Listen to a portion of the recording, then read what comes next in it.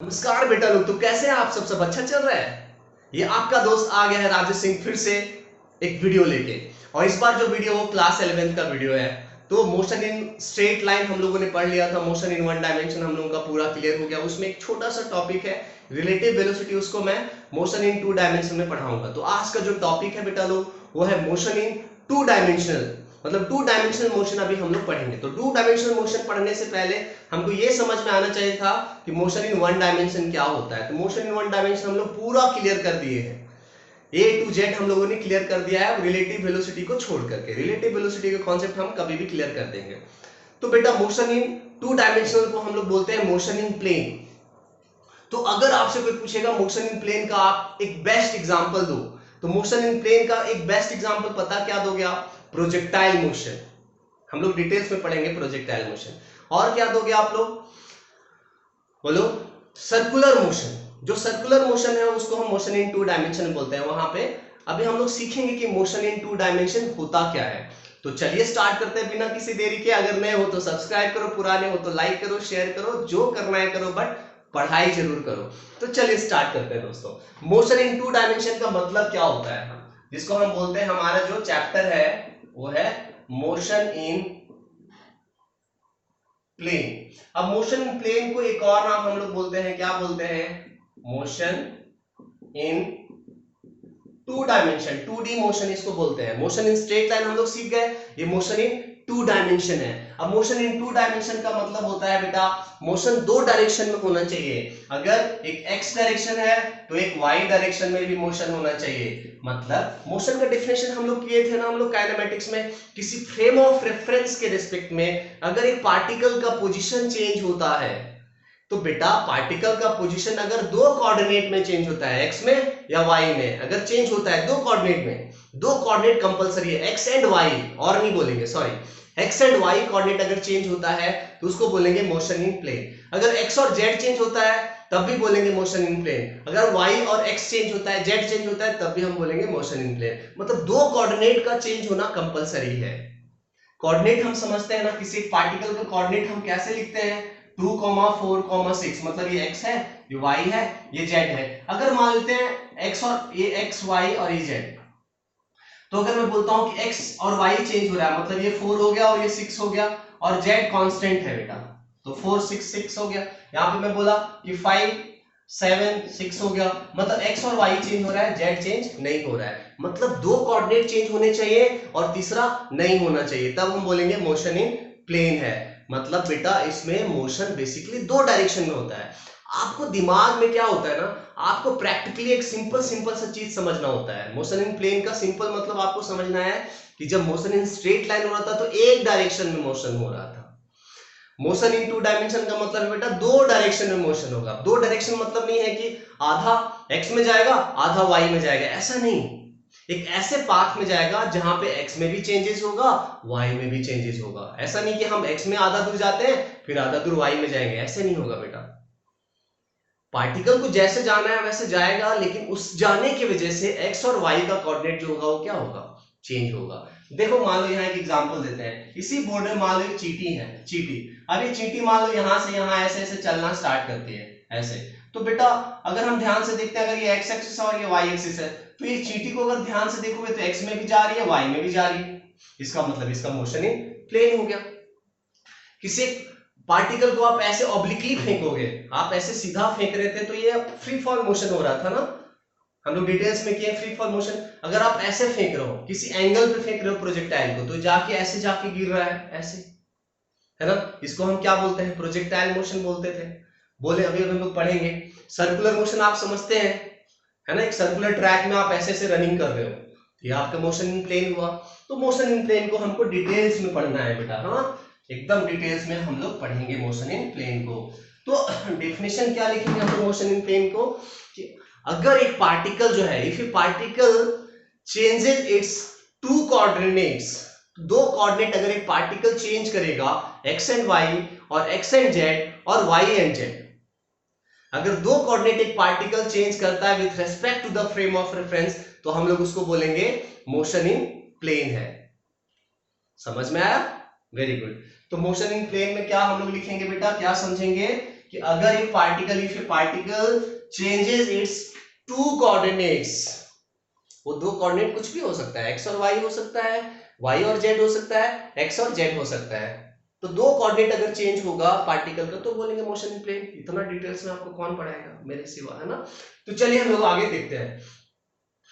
सबसे पहला टॉपिक जो होता है बेटा मोशन इन प्लेन में, वो क्या होता है, आपको सबसे पहले जो आपको बनाना है, एक्सिस बनाना है। आपको कितना एक्सिस चाहिए मोशन इन प्लेन को डिस्क्राइब करने के लिए, एक्सप्लेन करने के लिए आपको दो एक्सिस चाहिए होगा, X axis and Y axis, because आप दो डायरेक्शन में मोशन कर रहे हो। तो एक्स एक्सिस वाई एक्सिस जहां पे इंटरसेक्ट करेंगे उसी को हम ओरिजिन बोलते हैं ना बेटा, इसको हम ओ से डिनोट कर रहे हैं। यहीं पे आपका फ्रेम ऑफ रेफरेंस होगा, यहीं पे बैठ के आप आर्टिकल को क्या करोगे, ऑब्जर्व करोगे, ठीक है। यहीं पे बैठ के आप पार्टिकल को ऑब्जर्व करोगे।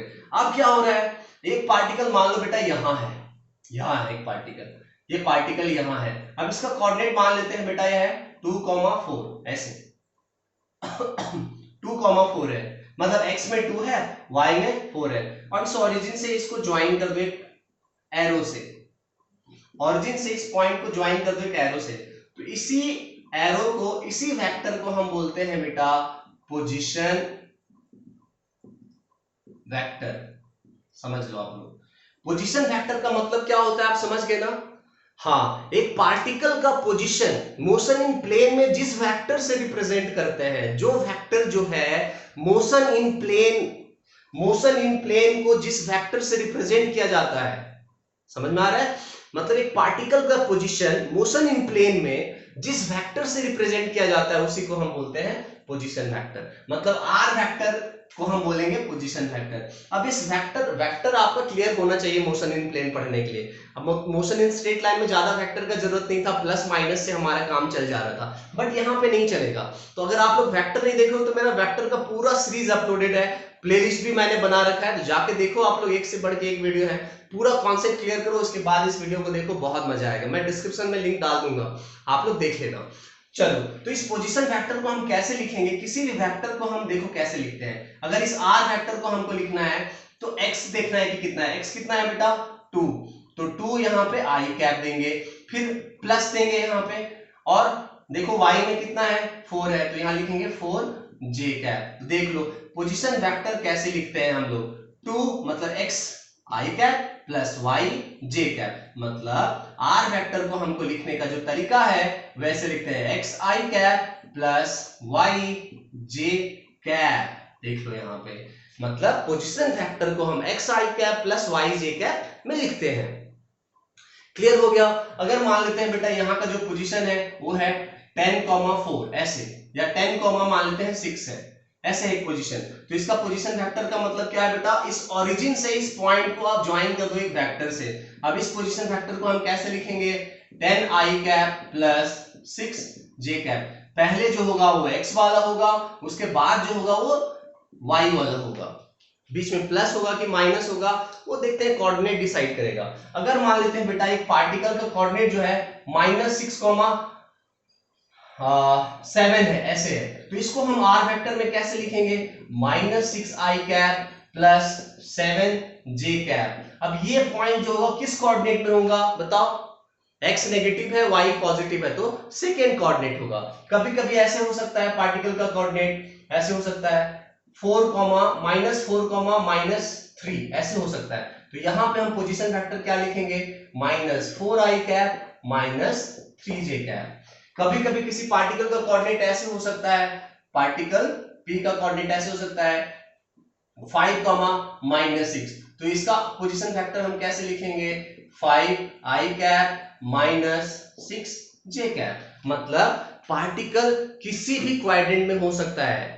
फर्स्ट क्वाड्रेंट में होगा तो दोनों पॉजिटिव होंगे, सेकेंड क्वाड्रेंट में होगा तो x positive y negative, third quadrant में होगा तो बेटा x नेगेटिव y, हाँ x नेगेटिव और y भी नेगेटिव, और फोर्थ में होगा तो x पॉजिटिव और y x नेगेटिव और y नहीं, x positive y negative fourth quadrant में। देख लो यहाँ पे एक सिंपल सा ट्रिक आप समझ सकते हैं। यहाँ पे आपको मैथ्स में ये सब चीज पढ़ाया जाता है। देखो यहाँ पे क्या पढ़ाया जाता है बेटा, ये रह गया आपका x axis y axis, x prime y prime, ये है हमारा फर्स्ट क्वाड्रेंट, ये हमारा सेकंड क्वाड्रेंट, ये हमारा थर्ड क्वाड्रेंट और ये हमारा फोर्थ क्वाड्रेंट। तो इसमें बेटा दोनों पॉजिटिव, एक्स वाई दोनों पॉजिटिव। यहाँ बेटा एक्स नेगेटिव वाई पॉजिटिव, यहाँ बेटा एक्स नेगेटिव और वाई भी नेगेटिव, और यहाँ क्या एक्स पॉजिटिव और वाई नेगेटिव। देख लो, तो अगर हमको यहाँ पोजीशन फैक्टर लिखना है इस पॉइंट पे, तो हम लिखेंगे x I cap plus Y J cap. अगर हमको यहाँ लिखना है पोजीशन फैक्टर तो लिखेंगे minus x I cap plus Y J cap. अगर हमको यहाँ लिखना है तो दोनों नेगेटिव हो जाएंगे, minus x I cap minus Y J cap. और यहाँ अगर हमको लिखना है तो हम क्या लिखेंगे, x I cap minus Y J cap. मतलब हम पोजीशन वेक्टर से भी पहचान लेंगे कि पार्टिकल कौन से क्वाड्रेंट में है। जैसे मैं अभी आपको देता हूं, आप खुद पहचानोगे कि पार्टिकल कौन से क्वाड्रेंट में है। तो वीडियो अगर स्पीड लग रहा है बेटा, आप पॉज करोगे, नोट करोगे, फिर प्ले करोगे, बार बार अगर नहीं समझ में आता तो फिर से देखोगे, आपको पूरा समझ में आएगा। ठीक है, देखो अब क्या है यहाँ पे देखते हैं हम लोग क्या है बेटा। अगर मान लेते हैं पोजीशन फैक्टर ऐसा कुछ है 10i cap minus 6j cap. अब ये बताओ कि कहां पे है पार्टिकल, तो आप बोलोगे 10 माइनस 6 पे है। 10 माइनस 6 कैसे पता चला, ये वाला जो होता है बेटा x होता है और ये वाला जो होता है बेटा y होता है। तो x है यहाँ पे 10 और y कितना है माइनस 6। इतना सिंपल है, देखो यहाँ पे। अगर मैं आपको बोलता हूं r वेक्टर जो ऐसे है, r वेक्टर जो है वो है ऐसा आई कैप प्लस जे कैप, इसका क्या मतलब हुआ, बोलोगे सर यहाँ तो कुछ नहीं है, यहाँ तो कुछ नहीं है। भैया कुछ नहीं है मतलब 1 है, इसका मतलब जो कोऑर्डिनेट हो गया क्या हो गया 1,1 हो गया। ठीक है, मतलब ये फर्स्ट क्वाड्रेंट हो गया। तो आपको पोजीशन फैक्टर आ गया। How to write the position factor, how to identify the position, कैसे हम पोजीशन को आइडेंटिफाई करते हैं कि कौन से क्वाड्रेंट में है ये। चलिए, अब पोजीशन जैसे हम लोग सीखते हैं तो मोशन इन स्ट्रेट लाइन में हम लोग क्या सीखे थे, डिस्प्लेसमेंट सीखे थे बेटा। डिस्प्लेसमेंट वहां पे हम लोग सीखे थे डेल्टा एक्स, x2 माइनस क्या x1। यहां पे भी हम लोग सीखेंगे डिस्प्लेसमेंट वेक्टर। सब में बस वेक्टर आ जाएगा बेटा। तो हमारा जो टॉपिक है वो क्या है, डिस्प्लेसमेंट वेक्टर। इसको हम किस लेटर से डिनोट करेंगे, डेल्टा आर से। अब डिस्प्लेसमेंट वेक्टर को हम कैसे रिप्रेजेंट करेंगे, delta R is equal to क्या, change in the position factor, मतलब R2 factor minus R1 factor. इसको हम एक और नाम बोलते हैं, क्या बोलते हैं, change in position vector. Change in position vector इसको हम बोलते हैं R2 factor minus R1 factor को। अच्छा एक बात बताओ बेटा, अगर मैं बोलता हूं आपको कि R2 जो है वो ऐसा है x2i cap plus y2j cap, और R1 जो है बेटा मैं बोलता हूं आपको x1i cap plus y1j cap. अब आपसे मैं बोलता हूं कि बेटा आप डेल्टा आर वेक्टर निकालो, डिस्प्लेसमेंट निकालो, तो आप कैसे निकालोगे, देखो आप कैसे निकालोगे डिस्प्लेसमेंट। हाँ, अगर हम यहाँ पे ऐसे लिखते हैं delta R vector is equal to, लिख देंगे यहाँ पे R2 vector minus R1 vector. तो बेटा दो वेक्टर को माइनस कैसे करते हैं, ये वेक्टर का देखो कॉन्सेप्ट आ गया। मैंने आपको पहले ही बोला था कि बिना वेक्टर के ये चैप्टर हम नहीं पढ़ सकते हैं, बिना वेक्टर के ये चैप्टर हम नहीं पढ़ सकते। क्या राइम बैठा है ना। अब यहाँ पे x1i cap plus y1j cap. अब देखो ध्यान से, ये i को एक साथ हम माइनस करेंगे और y को हम एक साथ माइनस करेंगे। तो बेटा यहाँ पे क्या हो गया, x2 minus x1 whole into I cap. देखो माइनस नहीं प्लस, अब क्या हो गया y2 minus y1 whole into j cap. इसको हम क्या बोलेंगे, हमको पता है, इसको हम बोलेंगे डेल्टा एक्स आई कैप और इसको हम बोलेंगे बेटा डेल्टा y और यहाँ पे j कैप। तो डेल्टा आर वेक्टर को देखो हम क्या लिख रहे हैं, डेल्टा आर वेक्टर हमारे कैसा आ गया, डेल्टा एक्स आई कैप और डेल्टा वाई जे कैप। देखो डेल्टा आर वेक्टर। अभी डेल्टा एक्स क्या है बेटा, अगर कोई पूछेगा आपको तो डेल्टा एक्स का मतलब डिस्प्लेसमेंट है बेटा, किस डायरेक्शन में, एक्स डायरेक्शन में। ये है डिस्प्लेसमेंट है, किस डायरेक्शन में, इन द एक्स डायरेक्शन। और डेल्टा वाई क्या है बेटा, ये भी डिस्प्लेसमेंट है, किस डायरेक्शन में, ये भी है डिस्प्लेसमेंट है y डायरेक्शन में। इसका मतलब क्या है बेटा, यहाँ पोजीशन भी आपको दोनों डायरेक्शन में मिला, x में मिला y में मिला, तो डिस्प्लेसमेंट भी आपको दोनों डायरेक्शन में मिलेगा ना, x में भी मिलेगा y में भी मिलेगा। तो x में जो डिस्प्लेसमेंट मिलेगा वो आप पहले ही पढ़ चुके हो, x2 माइनस x1। अब y में मिलेगा बेटा तो क्या होगा, y2 माइनस y1। z में अगर मिलता तो क्या मिलता, z2 माइनस z1। दो कोऑर्डिनेट को माइनस कर देते हैं, फाइनल माइनस नहीं, उसी को तो हम डिस्प्लेसमेंट बोलते हैं। तो ये हो गया, समझ गए हम लोग। चलिए अब हम लोग थोड़ा आगे देखते हैं नेक्स्ट। अब इसको थोड़ा ग्राफिकली हम लोग समझते हैं बेटा, ये ग्राफिकली क्या है। आप लोग वीडियो को पॉज कर करके देखोगे, ठीक है, नोट करोगे फिर पॉज करोगे। चलो देखो बेटा यहाँ पे क्या हो रहा है। अब ये रहा हमारा y कोऑर्डिनेट और ये रहा हमारा x कोऑर्डिनेट। अब बेटा देख लो यहाँ पे, अब ये पॉइंट 1 है, इसका कोऑर्डिनेट बेटा x1, y1 है, तो इसका पोजीशन वेक्टर क्या हो गया बोलो, r1 वेक्टर हो गया। अब यहाँ एक पॉइंट है बेटा P2, है ना, इसका पोजीशन वेक्टर, यहाँ का कोऑर्डिनेट है x2, y2, देखो तो इसका पोजीशन वेक्टर r2 हो गया। अब बेटा हमको पोजीशन वेक्टर चाहिए, यहां से लेके यहां तक का चाहिए हमको चेंज इन पोजीशन वेक्टर, तो यही है हमारा delta r vector which is r2 vector minus r1 vector.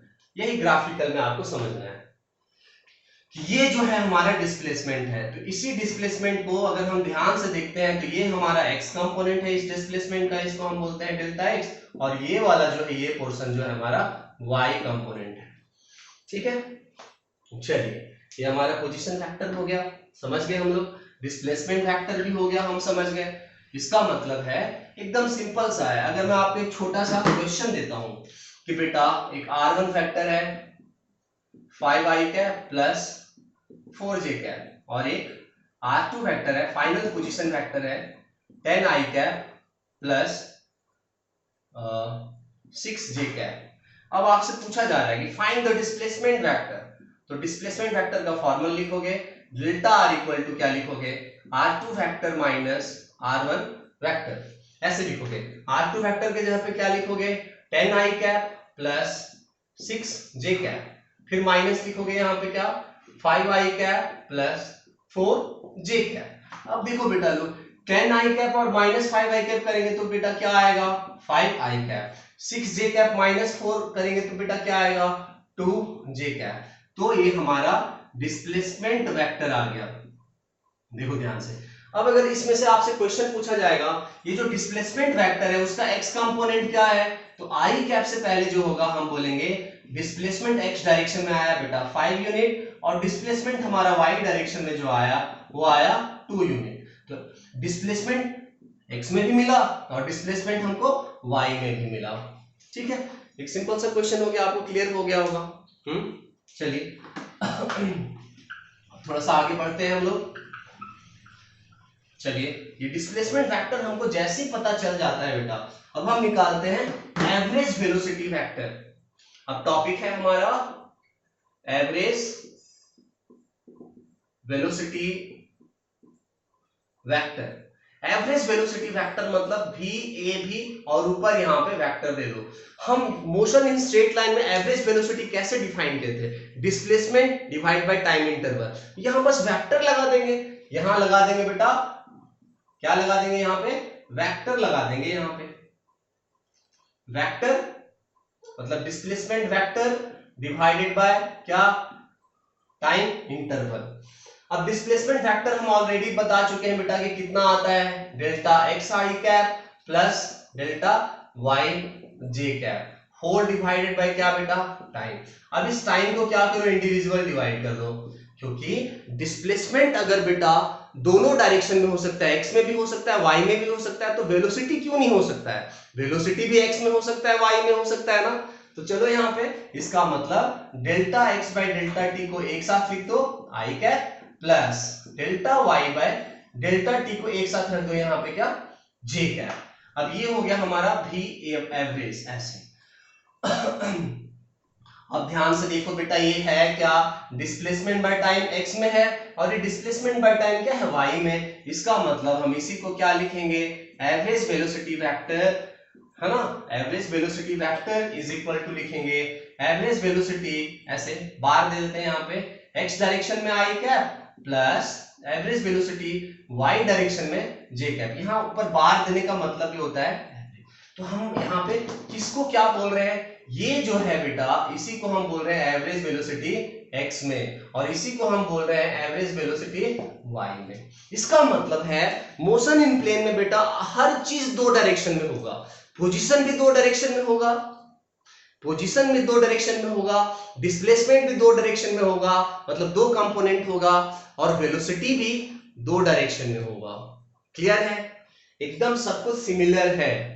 अगर जिसको वेक्टर पता है तो ये चैप्टर अच्छे से समझ में आ जाएगा, और मोशन इन स्ट्रेट लाइन पता है तो और जल्दी आपको समझ में आएगा। तो मोशन इन स्ट्रेट लाइन अगर आप नहीं देखो तो वीडियो अपलोडेड है मेरे भाई, जाके देखो। और वेक्टर नहीं देखो, उसके भी वीडियो अपलोडेड है, प्लेलिस्ट बनाया हुआ है, जाके देखो मेरे भाई। उसके बाद बहुत अच्छे से समझ में आएगा। और सब्सक्राइब नहीं करो तो सब्सक्राइब सबसे पहले करो आप लोग। हाँ, वो आपका फर्ज है, हमारा फर्ज है पढ़ाना, आपका फर्ज है पढ़ना और सब्सक्राइब करना। चलिए आगे हम लोग बढ़ते हैं। तो यहाँ पे हमको क्या समझ में आया?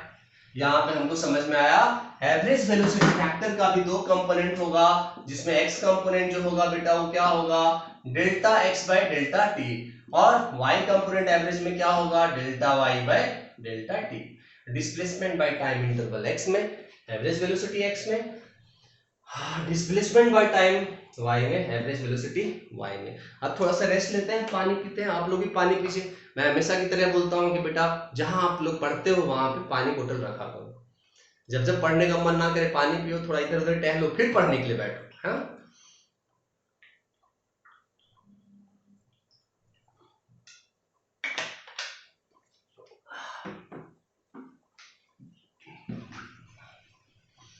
चलिए अब एवरेज वेलोसिटी जैसे हम लोग पढ़ते हैं मोशन इन स्ट्रेट लाइन में, उसके बाद तुरंत पढ़ते थे हम लोग क्या, इंस्टेंटेनियस वेलोसिटी। उसके तुरंत बाद हम लोग पढ़ते थे इंस्टेंटेनियस वेलोसिटी। अब इंस्टेंटेनियस वेलोसिटी क्या होता है हमें पता है ना बेटा, कि इंस्टेंटेनियस वेलोसिटी बस यहाँ पे वेक्टर लिख देना है, खत्म। इंस्टेंटेनियस वेलोसिटी वेक्टर मतलब बेटा जो v है उसके ऊपर वेक्टर दे दो, और जो एवरेज वेलोसिटी आपने डिफाइन किया है, एवरेज वेलोसिटी आपने जो डिफाइन किया है उसी में बस limit delta T tends to क्या कर दो, जीरो कर दो। बस देखो यहीं पे है। एवरेज किसी का हमको पता होता है तो इंस्टेंटेनियस निकालने के limit delta T tends to zero कर देते हैं। मतलब अगर टाइम इंटरवल होता है उसके लिए एवरेज होता है बेटा, और एक पार्टिकुलर टाइम होता है तो उसके लिए इंस्टेंटेनियस वेलोसिटी होता है। ये सब सारा कुछ मैं बता चुका हूं पिछले वीडियोस में, है ना। अब ये मैथ्स का ऑपरेशन जैसे ही होता है, डेल्टा जो है वो डी में कन्वर्ट हो जाएगा, D R by D T हो जाता है। इसका मतलब हमको अच्छे से पता है कि पोजीशन वेक्टर का डिफरेंशिएशन अगर हम करेंगे, पोजीशन वेक्टर का डिफरेंशिएशन अगर हम करेंगे तो हमको क्या मिलेगा, वेलोसिटी वेक्टर मिलेगा, है ना। एक और चीज हमको पता है कि अगर बेटा आपको पाथ पता है किसी पार्टिकल का, कि एक पार्टिकल इस पाथ पे जा रहा है, तो अगर आपको पाथ पता है पार्टिकल का, तो उस पाथ के किसी भी पॉइंट पर, देखो इस पाथ के इस किसी भी पॉइंट पर अगर आप टेंजेंट ड्रॉ करते हो, टेंजेंट अगर आप ड्रॉ करते हो इस पाथ के किसी भी पॉइंट पे अगर आप टेंजेंट ड्रॉ करते हो, तो जो टेंजेंट होगा वो डायरेक्शन ऑफ वेलोसिटी देगा। अगर मान लो सर्कुलर पाथ है बेटा, है ना, और पार्टिकल ऐसे जा रहा है एंटी क्लॉकवाइज सेंस में, तो अगर मैं बोलूंगा यहाँ पे वेलोसिटी क्या होगा डायरेक्शन में, तो आप टेंजेंट ड्रॉ करोगे। अगर मैं बोलूंगा यहाँ पे क्या होगा बताओ, तो आप एक टेंजेंट ड्रॉ करोगे। टेंजेंट का मतलब क्या होता है बेटा, टच करता हुआ लाइन। किसी भी पार्टिकल का अगर आप मोशन इन स्ट्रेट लाइन में पाथ पता है, तो जो वेलोसिटी का डायरेक्शन होता है वो हमेशा टेंजेंशियल होता है, वो इससे हमको पता चलता है। दूसरा हमें क्या पता चलता है, अगर हमको position vector as a function of time दिया हुआ है तो हम डिफरेंशिएट कर देंगे तो हमको वेलोसिटी वेक्टर मिल जाएगा, है ना। तो ये कॉन्सेप्ट आपको समझना है। अभी एक छोटा सा कॉन्सेप्ट करेंगे, क्लियर हो जाएगा। देखिए क्या कॉन्सेप्ट है यहाँ पे। Concept is very very very simple, है ना बेटा। मान लेते हैं यहाँ एक पोजीशन वेक्टर दिया हुआ है ऐसे 2t square I cap plus 4t square 4tj cap ऐसे दिया हुआ है ना। और यहाँ दे देते हैं ना 6k कैप दे रखा है। देखो यहाँ जो z कंपोनेंट इसमें कोई t नहीं है, इसका मतलब ये पोजीशन चेंज मत सोचना कि मोशन इन 3 डायमेंशनल, नहीं बेटा, ये बस कोऑर्डिनेट 3 डायमेंशन का दे रखा है, लेकिन टाइम का वैल्यू सिर्फ दो ही में है, एक्स में और वाई में है, इसलिए पोजीशन सिर्फ दो ही डायरेक्शन में चेंज हो रहा है ना। अब अगर हमसे कोई पूछेगा find velocity vector at t is equal to 4 second, तो हम कैसे करेंगे, तुरंत हम समझेंगे वेलोसिटी निकालना है किसी टाइम पे, मतलब इंस्टेंटेनियस वेलोसिटी, मतलब dr वेक्टर बाय dt, मतलब जो r वेक्टर है उसको डिफरेंशिएट करना है हमको, टाइम के रिस्पेक्ट में हमको डिफरेंशिएट करना है, 2t square i cap plus 4t j cap plus 6k cap. Differentiation का वीडियो भी अपलोडेड है, बेसिक मैथ्स का फर्स्ट वीडियो आप लोग देखो, आपको समझ में आ जाएगा कैसे डिफरेंशिएट करते हैं। तो 2t स्क्वायर का डिफरेंशिएशन अगर हम करेंगे तो होगा 4t, i कैप को जैसे का तैसा छोड़ देंगे, t का डिफरेंशिएशन करेंगे 1 आएगा, 4 into 1 is 4 और यहाँ पे लिख देंगे j कैप, और जो 6k कैप है उसका डिफरेंशिएशन 0, क्योंकि कोई टाइम ही नहीं है और कांस्टेंट का डिफरेंशिएशन होता है बेटा 0। इसका मतलब हमारा जो वेलोसिटी वेक्टर आया है वो आया है 4t i cap plus 4। Now आपको किस टाइम पे वेलोसिटी फाइंड करने के लिए दिया है, देखो 4 सेकेंड, मतलब आपको वेलोसिटी जो फॉर्मूला आया है 4t i कैप, इसमें t के जगह पे जो भी टाइम दिया है वहां आप डाल दो। देखो बेटा कितना आया, 4 into 4 क्या हो गया 16, सो 16 i cap plus 4 j cap. इसको 20 i j मत लिख देना बेटा, ये वेक्टर है, इसको ऐसे छोड़ देना, i अलग j अलग, हाँ। तो ये हमारा आंसर हो गया 16 i cap plus 4 j cap meter per second. अब ये जो वेलोसिटी आया है, अब इस वेलोसिटी का अगर हमको मैग्नीट्यूड निकालना पड़ेगा बेटा, अगर इस वेलोसिटी का अगर हमको मैग्नीट्यूड निकालना पड़ेगा तो मैग्नीट्यूड हम कैसे निकालेंगे, हमारे पास वेक्टर आया है वो आया है 16 i cap plus 4 j cap, हम मैग्नीट्यूड और डायरेक्शन हम दोनों निकालेंगे। तो मैग्नीट्यूड मतलब हो गया बेटा root over of x component का स्क्वायर, मतलब ये हमारा x कंपोनेंट का वेलोसिटी हो गया, ये हमारा y कंपोनेंट का वेलोसिटी हो गया, तो x कंपोनेंट का स्क्वायर प्लस y कंपोनेंट का स्क्वायर। अब इसको तो एक बच्चा भी सॉल्व कर सकता है। ये हमारा मैग्नीट्यूड हो गया वेलोसिटी का, और वेलोसिटी का जो मैग्नीट्यूड होता है उसको हम क्या बोलते हैं, स्पीड बोलते हैं। वेलोसिटी का जो मैग्नीट्यूड होगा उसको हम स्पीड बोलते हैं, और डायरेक्शन निकालने के लिए हम निकालते हैं बेटा tan थीटा। ये सब हम लोग वेक्टर्स में पढ़े हुए हैं, बिना वेक्टर ये चैप्टर कंप्लीट नहीं होगा, है ना बेटा, ये राइम बन गया है। तो tan थीटा मतलब बेटा y कंपोनेंट, ये हमारा y कंपोनेंट है, ये हमारा x कंपोनेंट है, तो y component by x component, इसका मतलब 4/16 मतलब 1/4 ऐसे आया। सो हमारे पास क्या आया, tan theta is equal to आया 1/4। सो थीटा इक्वल टू क्या आएगा बताओ, tan इनवर्स ऑफ 1/4। देख लो बस हो गया। हाँ, तो हम लोग वेलोसिटी भी सीख गए, एवरेज वेलोसिटी भी सीख गए, पोजीशन वेक्टर भी सीख गए, डिस्प्लेसमेंट वेक्टर भी सीख गए, सब कुछ सीख गए। हम आगे धीरे धीरे और कुछ भी सीखेंगे, है ना। इसके बाद एवरेज एक्सेलरेशन आएगा, फिर इंस्टेंटेनियस एक्सेलरेशन आएगा, उसके बाद हमारा motion in equation of motion आएगा प्लेन में, है ना बेटा लोग। तो वीडियो को लाइक करो, शेयर करो, सब्सक्राइब करो यार, जो करना है करो, पर पढ़ाई जरूर करो। हाँ, मिलते हैं हम लोग नेक्स्ट वीडियो में बेटा लोग।